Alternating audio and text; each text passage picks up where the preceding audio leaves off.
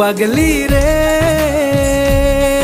এই ভালোবাসা অমর হবে।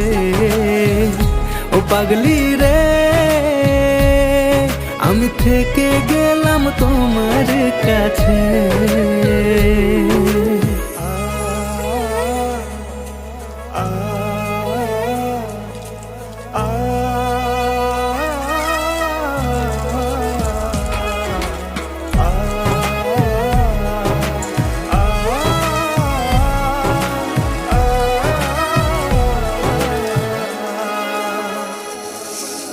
ছোট্ট একটা ঘর আর সংসার হবে মধুর।